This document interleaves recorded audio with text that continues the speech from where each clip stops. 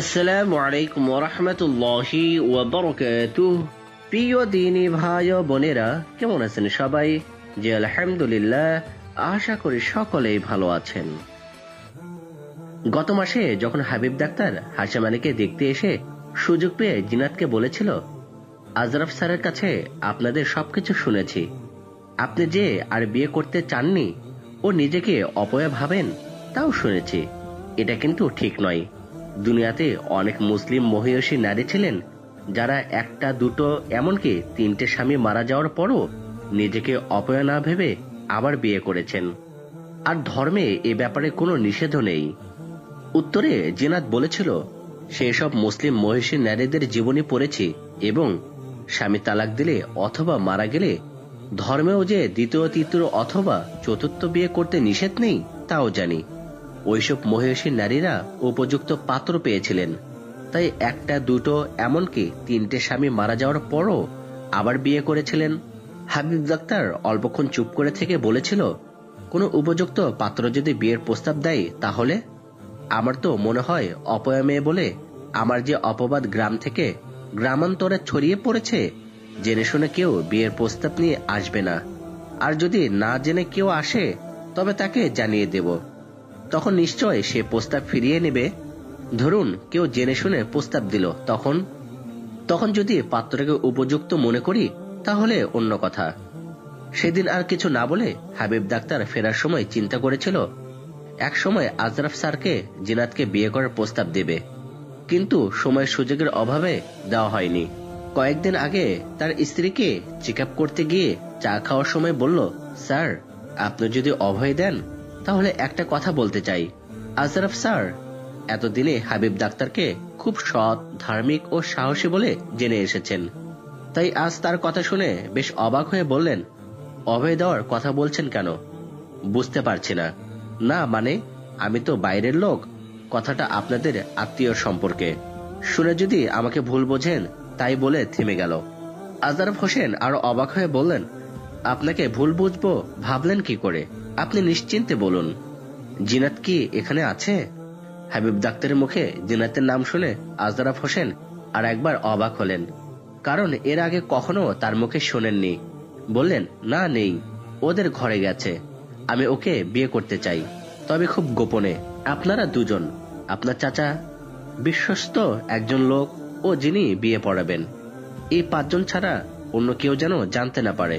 আজরাফ হোসেন এত অবাক হলেন যে অনেকক্ষণ কথা বলতে পারলেন না, সেই সাথে আনন্দিত কম হলেন না। ভাবলেন, আল্লাহ জিনাতকে এর সঙ্গে জোড়া করে রেখেছিলেন বলে হয়তো তার দুইবার বিয়ে হলেও কোনো স্বামী তাকে স্পর্শ করার সুযোগ পায়নি, আর এই জন্যই বোধহয় আল্লাহ হাবিবকে ডাক্তার করে এ এলাকায় পাঠিয়েছেন। তাকে অনেকক্ষণ চুপ করে থাকতে দেখে হাবিব ডাক্তার বলল, কথাটা বলে বোধহয় ভুল করে ফেলেছি, অনুগ্রহ করে মাফ করে দিন। আজরাফ হোসেন মৃদু হেসে বললেন, আপনি ভুল করেননি, আল্লাহর কুদরতের কথা চিন্তা করছিলাম। আপনার কথা শুনে আমি অত্যন্ত আনন্দিত হয়েছি। আমার স্ত্রীকে দিয়ে আপনার কথা জিনাতকে জানাবো, যদি রাজি না হয় আমি বোঝাবো। এবার আমি একটা কথা বলবো, রাখবেন বলুন? হাবিব ডাক্তার মৃদু হেসে বলল, আমার পরিচয় জানতে চাইবেন তাই না? আজরাফ হোসেন আবার অবাক হলেন, বললেন, কি করে বুঝলেন? বোঝার আর অসুবিধা কোথায়? পাত্রের সবকিছু না জেনে কি মেয়ের গার্জিয়ানরা বিয়ে দেন? না দেয়া উচিত। আজ কিন্তু আপনি বারবার আমাকে অবাক করছেন। হাবিব ডাক্তার আবার মৃদু হেসে বললেন, আমার পরিচয় শুনলে তো আবার অবাক হবেন, তাই নাকি? তাহলে দেরি না করে বলে ফেলুন। তার আগে আপনাকে ওয়াদা করতে হবে, যা শুনবেন তা কাউকে বলবেন না। ঠিক আছে, ওয়াদা করলাম, আপনি বলুন। হাবিব ডাক্তার অল্প সময় চুপ করে থেকে বলল, খাপাড়ার নাদের আলীর পূর্বপুরুষদের সময় থেকে বিশ্বাস পাড়ার মুশকাত বিশ্বাসদের শত্রুতা কেন বলতে পারেন? আজরাফ হোসেন বললেন, মায়ের কাছে শুনেছি মুস্তাক বিশ্বাসের দাদা হারুন বিশ্বাস খায়েরদের একটা মেয়েকে ভালোবেসে গোপনে বিয়ে করেছিলেন। সে বিয়ে হারুন বিশ্বাসের বাবা রহিম বিশ্বাস মেনে নেননি এবং ওই বউকে ঘরেও তোলেননি। কিন্তু হারুন বিশ্বাস বাবার অগোচরে স্ত্রীর কাছে যাতায়াত করতেন, আর স্ত্রীকে ও তার বাপ চাচাদের বলতেন, বাবার রাগ পড়ে গেলে সব ঠিক হয়ে যাবে, ছেলে খাপাড়ায় যাতায়াত করে জেনে রহিম বিশ্বাস তার আবার বিয়ের ব্যবস্থা করেন। ততদিনে ওই মেয়ের একটা ছেলে হয়েছে, তখন তার বয়স 2 মাস। হারুন বিশ্বাস আবার বিয়ে করবে শুনে খায়েরা মেয়েকে সঙ্গে নিয়ে বিশ্বাস বাড়িতে এসে প্রতিবাদ করেন এবং বউ ঘরে তুলে নিতে বলেন। রহিম বিশ্বাস খায়েদের যা তা বলে অপমান করে তাড়িয়ে দিতে চাইলে উভয় পক্ষ তর্ক বিতর্কে মেতে ওঠেন।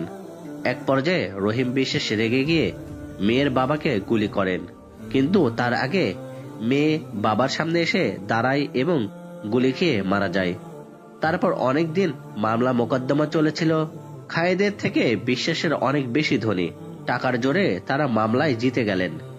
মেয়েটার যে 2 মাসের ছেলে ছিল তাকে আর এক খালা নিয়ে গিয়ে মানুষ করে। সেই ছেলে বড় হয়ে সেখানে বিয়ে শাদী করে থেকে যায়।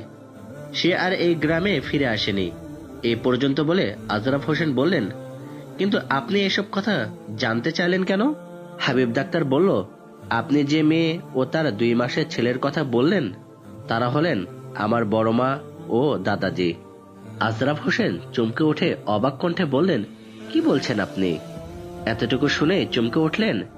এরপর যা বলবো শুনে তাহলে কি করবেন? বলছি শুনুন। আমি যখন বিদেশ থেকে বড় ডাক্তার হয়ে ফিরে এলাম তখন দাদাজি একদিন আমাকে তার মা বাবার পরিচয় ও মায়ের করুণ মৃত্যুর কথা বলে বললেন, তোর বাবাকে প্রতিশোধ নিতে বলেছিলাম। সে তখন বলেছিল নেবে, কিন্তু আজও কিছুই করেনি। সে শুধু টাকার পেছনেই ঘুরছে। তোর বাবা যে কাজ করেনি, এখন তুই যদি সেই কাজটা করিস তাহলে শান্তি পেতাম। বললাম, ঠিক আছে দাদু, আমি আব্বার সঙ্গে এ ব্যাপারে আলাপ করে আপনাকে জানাবো।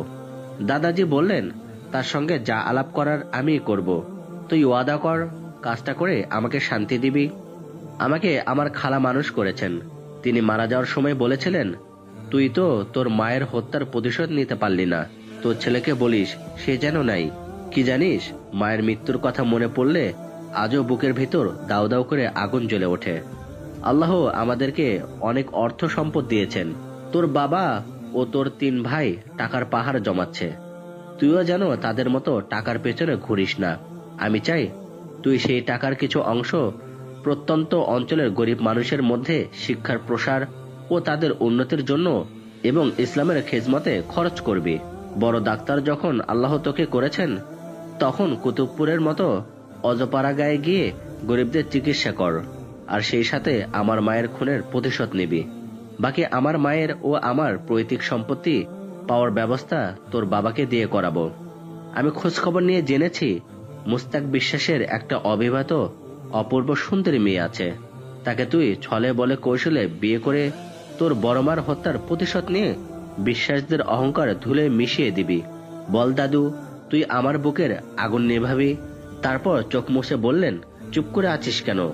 তুইও কি তোর বাবার মতো আমার কথা না শুনে টাকার পিছনে ঘুরবি? বড়মার মর্মান্তিক মৃত্যুর কারণ জেনেও দাদাজির চোখের পানি দেখে আমি স্থির থাকতে পারলাম না। বললাম, হ্যাঁ দাদাজি, আব্বা আপনার কথা না রাখলেও ইনশাআল্লাহ আমি রাখবো। ওয়াদা করছি আমার জীবনের বিনিময়ে হলেও বড় মায়ের হত্যার প্রতিশোধ নেব এবং আপনার অন্যান্য মনের বাসনা পূরণ করব। দাদাজি আলহামদুলিল্লাহ বলে আমাকে জড়িয়ে ধরে বললেন, তুই শুধু মুশকাত বিশ্বাসের মেয়েকে বিয়ে করবি, আর বাকি কাজগুলো আমি তোকে দিয়েই করাবো। এতে তোর জীবনের উপর ঝুঁকি আসবে, ভয় করবি না। আল্লাহর উপর সবকিছুতে সবসময় ভরসা রাখবি, আর আমি তোর বড় ভাইয়ের দ্বারা তোকে প্রোটেকশন দেওয়ার ব্যবস্থা করব।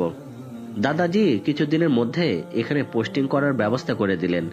এখানে আসা 2-1 মাসের মধ্যে মুশকাত বিশ্বাসের মেয়ে আতিকাকে পাওয়ার পথে কিছুটা অগ্রসর হয়েছিলাম, কিন্তু যখন জানতে পারলাম আতিকা খাপাড়ার বড় মায়ের বংশের নাদের আলীকে স্কুল জীবন থেকে ভালোবাসে এবং নাদের আলীও তাকে ভালোবাসে, তখন ভাবলাম আল্লাহ খা বংশের গরিব ও এতিম ছেলেকে দিয়েই বিশ্বাসদের সম্মানে আঘাত হানতে চান।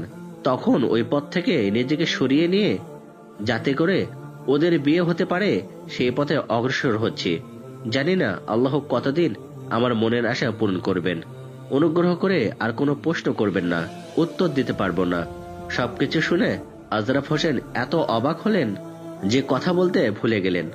অনেকক্ষণ পর দীর্ঘ নিঃশ্বাস ফেলে বললেন, বেশ, কোনো প্রশ্ন করব না, তবে একটা প্রশ্ন না করে পারছে না। ধরুন নাদের আলীর সঙ্গে আতিকার বিয়ে হলো, তারপর যদি আপনার দাদাজির মায়ের মতো ঘটনা নাদের আলীর জীবনে ঘটে, আল্লাহর মর্জি থাকলে ঘটবে, তবে আমার বিশ্বাস তা ঘটবে না। তার আগেই আমি মুশকাত বিশ্বাসকে আমার পরিচয় জানিয়ে বড় মায়ের ও দাদাজির সম্পত্তির দাবি করব। অবশ্য তিনি আমাকেও যে দুনিয়া থেকে সরিয়ে দেওয়ার চেষ্টা করবেন তা জানি, আর সেই জন্য আমি পাকা ব্যবস্থা করে এখানে এসেছি। নাদের আলী ও আতিকার বিয়ের আগেই কি আপনি জিনাতকে বিয়ে করতে চান? হ্যাঁ, তাই তো গোপনে করতে চাই। ওকে আমার ভীষণ পছন্দ। যতদূর বিশ্বাস জিনাত রাজি হবে, তবে তাড়াহুড়া করার দরকার নেই। ইনশাআল্লাহ আমরা বাকি ঘটনা আগামী পর্বে শুনব। আশা করি সকলের সাথে থাকবেন, এবং আগামী পর্ব আরো অনেক চমৎকার হতে যাচ্ছে, আর অনেক ঘটনা প্রকাশ হতে যাচ্ছে আগামী পর্বে। আশা করি সকলের সাথে থাকবেন, সুস্থ থাকবেন। আসসালামু আলাইকুম ওয়া রাহমাতুল্লাহি ওয়া বারাকাতুহু।